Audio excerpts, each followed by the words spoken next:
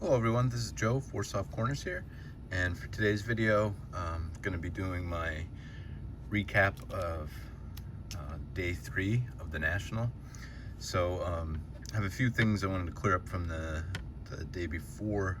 First, there was one gift I received while it was purchased for me while on the 4, and I couldn't remember where it fit in for sure, but then I remembered the placing of it. So if you'd seen my last video, the day 2 one, I had picked up this Stan Musial Red Heart card, and I bumped into Adam from Vintage Sanctuary on the 4, who also has this card, and I know he really enjoys when anybody ends up being a clubby with him. So that's what this will be. You just saw this in the video before, but in true not only a clubby, but just in true Adam Vintage Sanctuary style, showing this card off already after just showing it. So but anyway, was super pumped to show this. Like I said, bumped into him out on the 4. Was super pumped to show this to him. He was super excited for me, and while I was showing to him, we were just standing in front of a table, and like as I was speaking about it, I just looked down and saw this card on the table, and I said, "Oh, there's a card I'm gonna have to look at." And before we even got the dealer's attention at all, Adam just looked at it and said, "If you allow me, I'm going to buy that card for you." And I said, "You don't have to do that, Adam, but I know that's just the way he is. So generous, and I know he's done it for other people in the National, and just like I said, the joy he gets out of seeing the joy card that somebody else receives. Just so very appreciative of that, Adam. Still, I know I thanked you as much as I possibly could, but it was just so awesome. You didn't need to do it, but very cool, especially kind of the link in the card here. So here's this, and Alan from Collecting Maddox, if you're out there, this is really happening right now. So this is a 94 Finest Tony Gwynn refractor. So I joke with Alan because I was really rolling along with my Tony Gwynn, just showing off the cards I had from all the different years. I think I got up to like 1990 maybe, and I had not shown any more since then. So very little Gwynn action going on my channel since then, but then he just started joking with me that he was going to say, "I'll believe it when I see it," whenever I told him I was going to show some Gwynn. So and he has really kept up with that promise so far. But so here we'll break that. And again, Adam, thank you for this. This is awesome. Was definitely going to purchase this regardless, and then, like I said, before I could even say I was going to, you just told me you were going to for me. So again, thank you very much, my friend. So that happened Thursday, and then one more thing. Thursday night after the YouTube get together, when we got back, John 3D 80s Kid handed out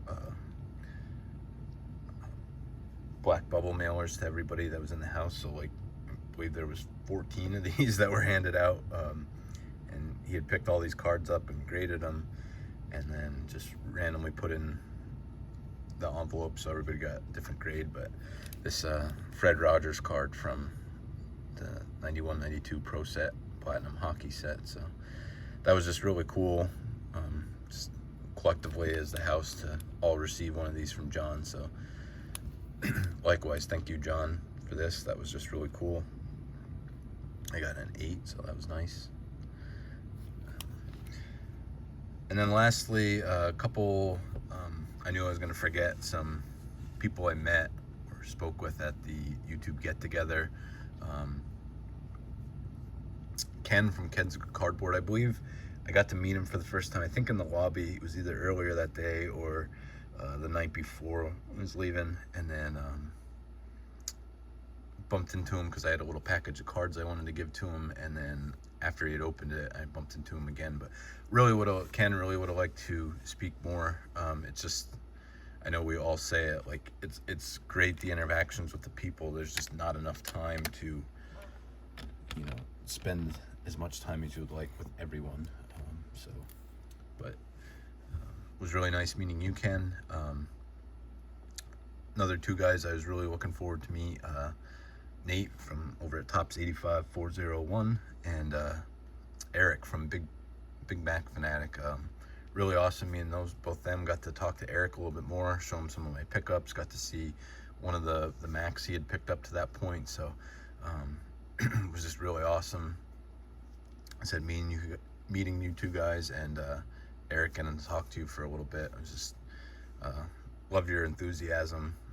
So just that obviously came out in person as well. So just really enjoyed that. Rob from Baseball Time Traveler, got to talk with him a little bit. So that was great. And then lastly, we got to meet Garrett from Card Cutter. And then just wanted to give a shout out also. I forgot to do it last video. First for Dave over at Legend of the Dugout for, I believe he was able to find and contacted the Legion there. So I was able to hook us up with a venue or find the lead on it.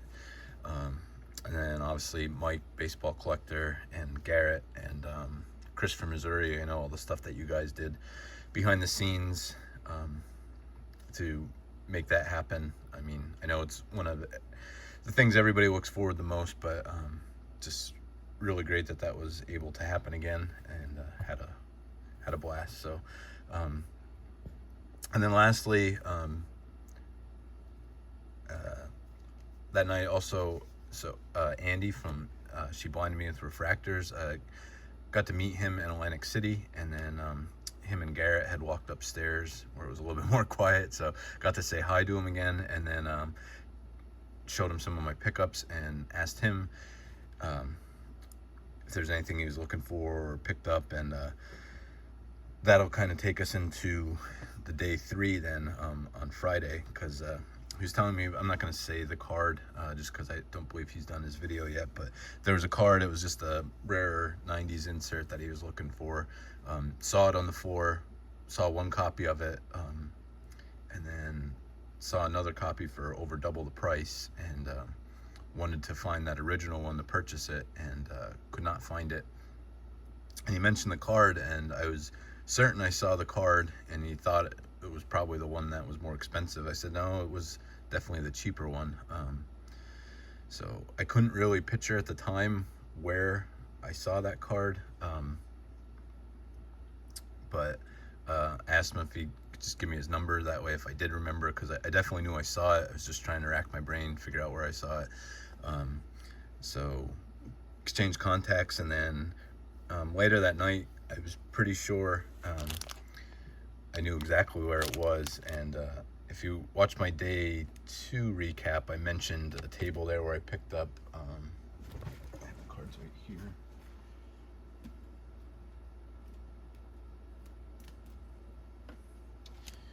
So I picked up the Mariano Rivera there, and then this 51 Fishers Jim Constanti Bred for Energy card. So there was another card, Phillies card, which we'll get to then, that was at that table.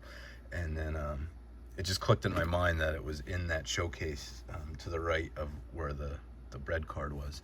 So first thing Friday morning, just to make sure, I went immediately to that table, just because it wasn't even a card for me, but just the excitement of looking for it and finding it after, I know he said he spent a lot of time looking for it the day before. So immediately went there, saw it, gave him a call. Of course the phones didn't work.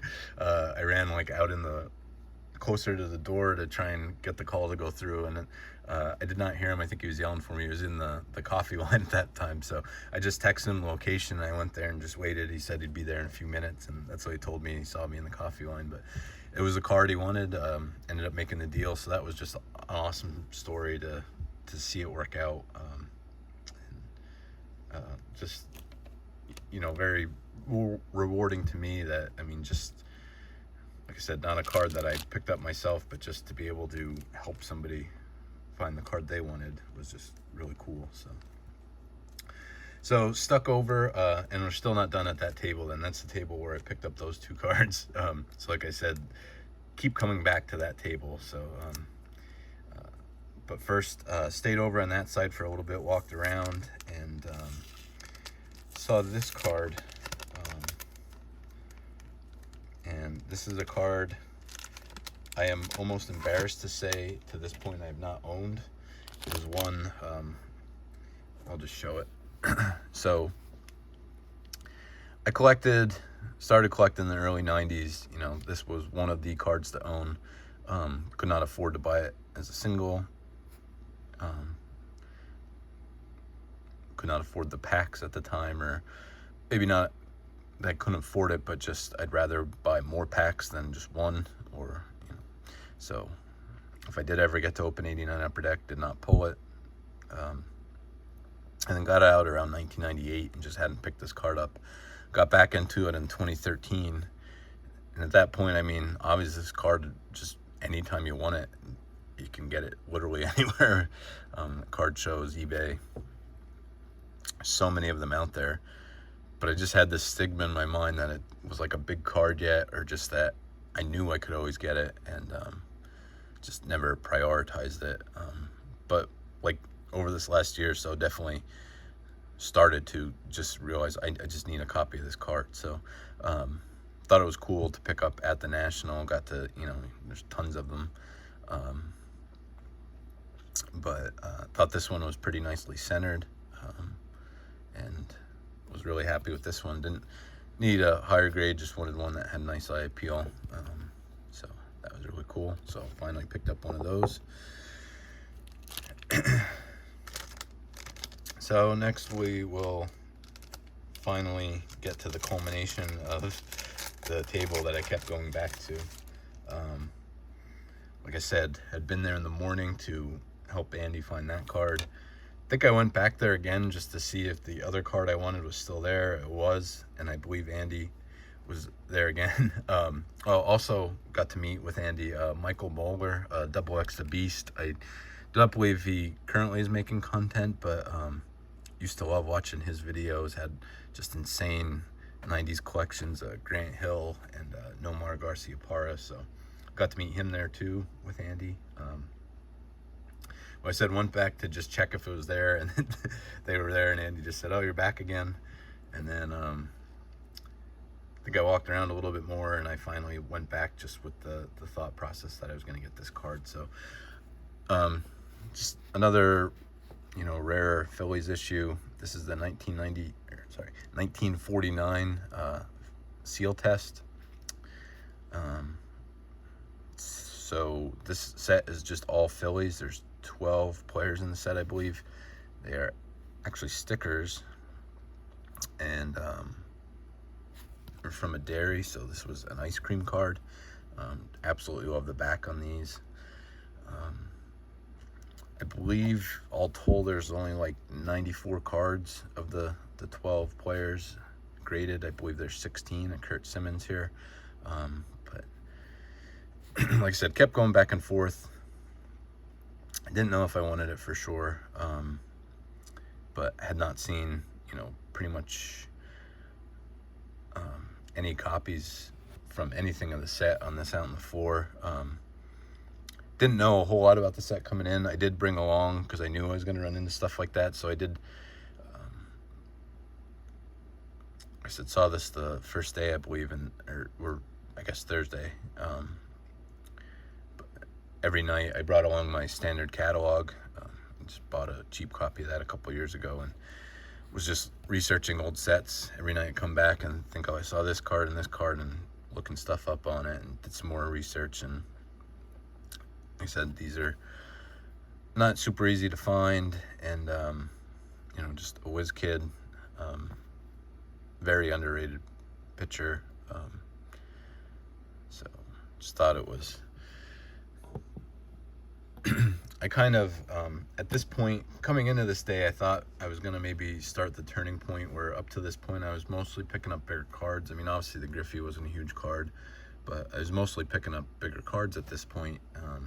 And I had the intention of working on team sets, just like lower end binder filler stuff and more quantity rather than quality, but I kept seeing cards, bigger cards I wanted to pick up, so I kind of just kept steering into that direction. So for the show as a whole, I kind of just kept doing that with Stan Musial cards and stuff I wanted to own that I hadn't for a while, and then Phillies cards, especially some rare stuff. So yeah, that's ultimately what I decided to do, and kind of I was waiting a little bit. I picked this up in the morning. Adam, that was pretty early in the morning. Not well, that was from the day before. And then this card I waited around a little bit till I finally went and picked it up, because like I said, there was a couple hours there where I was just looking at stuff and kind of deciding what I ultimately wanted to do. But so then steering into that way, just concentrating on some bigger cards and the Phillies and Stan Musial. I had one more pickup on Friday. So I'd seen this card. I walked by the one table, I'd seen it, looked at it, and then was thinking about this, and then I bumped into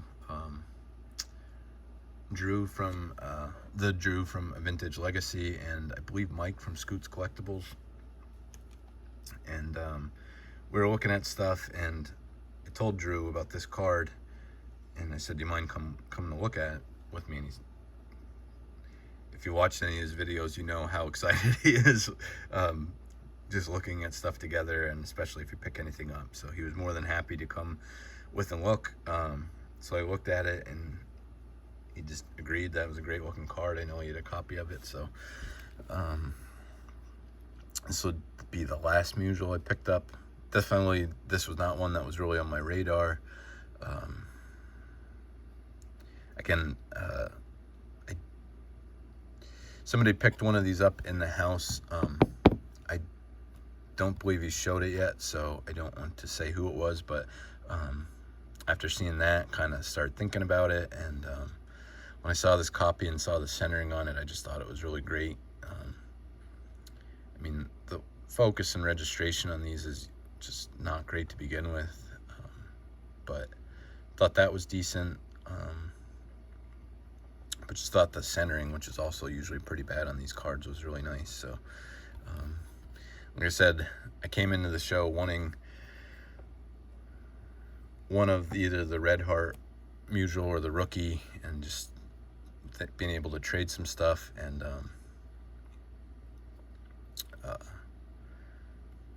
getting stuff at better deals than maybe I thought. Ended up picking up those two plus this one. So also used my so I'll show the price on this one. This was from Clean Sweep Auctions. You can see they had it at $275, which, as I looked up comps, there was one in a 4 that had worse centering that had just sold for like $330, I think. So I kind of thought the price was already pretty good. I used my last Koufax slab. I had the 63 tops, which the centering on that was pretty off. Comps on that in that condition with that centering were around like 100. So ended up, I was trying to get the price down to around 150 plus that card, but in inquiring about it, which is kind of one of the double-edged sword things, like if the price is good already, maybe if you ask for a little bit too much, or just in general, I guess the dealers are maybe going to double check. And when he checked, he kind of saw that he had it probably priced a little low. So wasn't much room, wasn't any room really for him to come down the price, but I was able to use that Koufax, got it down to 200 even. So I was happy enough with that. I'm much happier with this card in my collection. So that was the last pickup from Friday. At this point, did not have too much budget left. Still thought I'd be able to pick up some cards, but again, thought I was going to maybe just go on the lower end, binder, Phillies team stuff. But there's more to that story. We'll get to that in the next one, and show how I finished up my last day on Saturday. So, Drew, I know you mentioned in your video, and afterwards he mentioned his video already. Go check it out then. I think after we picked this up, we were walking around a little bit yet, and I was with him when he picked up a stand, usual item. So that was just just the both of us to be walking around and both find items we wanted and had each other there for a player that we both love collecting. That was just awesome. Mike, thank you for being there as well. But yeah, just that was super cool. So that's it for the Friday one. Let me know what you think of these pickups. So we'll be back with the last part Saturday. And that's it. Thank you for watching. Just remember, any card can be a great looking card, even has 4 soft corners. Thank you.